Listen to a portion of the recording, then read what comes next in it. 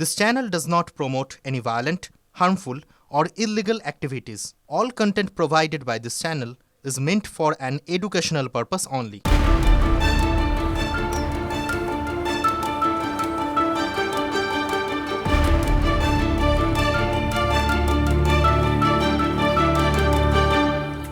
মুখ্যমন্ত্রীর নির্দেশের পরেও বন্ধ হয়নি বেআইনিভাবে নদী থেকে বালি উত্তোলন এবং বালি পাচার। আবারও সেই ছবি ধরা পড়ল ধূপগুড়ির শালবাড়ি এলাকায়।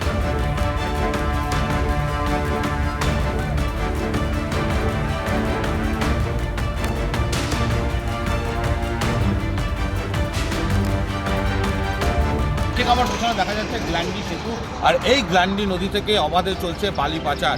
কুয়াশার আড়ালে ভোর 3টে থেকে শুরু হয়েছে বেআইনিভাবে বালি উত্তোলন।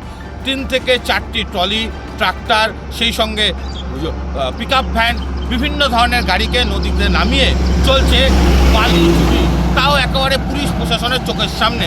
প্রশ্ন উঠছে, যেখানে TV9 বাংলার ক্যামেরা পৌঁছে যাচ্ছে নদীতে, বেআইনি বালি উত্তোলনের ছবি তুলে ধরছে, সেই জায়গায় কিভাবে পুলিশের নজর এড়িয়ে যাচ্ছে?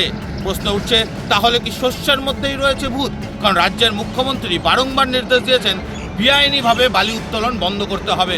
সরকারি এত খাতারের অনুমতি দেওয়া হয়েছে, তারপরেও বন্ধ হয়নি বেআইনিভাবে বালি পাচার। স্বাভাবিকভাবে প্রশ্নের মুখে ভূমি সংস্কার দপ্তর, পুলিশ প্রশাসন, সেচ দপ্তরের ভূমিকা।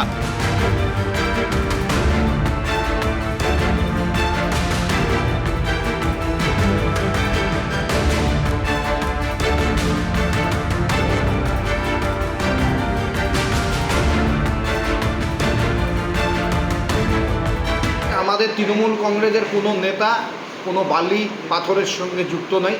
এখানে আমার ধারণা বিজেপির কোনো নেতা বা কর্মীরাই এরা যুক্ত আছে, কিন্তু নিজেদের অস্তিত্ব টিকিয়ে রাখার জন্য তৃণমূল কংগ্রেসের নেতা নেতৃত্ব দোষারোপ দিচ্ছে। আমরা অবশ্যই দলীয়ভাবে একটা ইনকোয়ারি করব। দলীয় কোনো নেতা বা কর্মী যদি যুক্ত থাকে, দল তার বিরুদ্ধে ব্যবস্থা অবশ্যই নিবে। অভিযোগ রয়েছে প্রশাসনের একাংশ এর সঙ্গে মদত রয়েছে, যার ফলে এরকম দিনে দুপুরে তারা এই কাজগুলো করে যাচ্ছে। কি বলবেন? হ্যাঁ, প্রশাসনের অবশ্যই প্রশাসনের প্রতিটা প্রশাসনের কর্মী বা কর্মচারীরা একরকম না। কিছু কিছু কর্মচারীরা আছে যারা এদের সঙ্গে যুক্ত আছে দেখেই এই সাহসটা তারা পাচ্ছে। স্বাভাবিক কারণে এই বিষয়টা আমি ডিএম ম্যাডামের সঙ্গে যোগাযোগ করব, ডিএম ম্যাডামকেও অনুরোধ করব, উনিও তদন্ত করবে। প্রশাসনের কোনো ব্যক্তি যদি যুক্ত থাকে, প্রশাসনিকভাবে তার বিরুদ্ধে ডিএম ম্যাডাম ব্যবস্থা।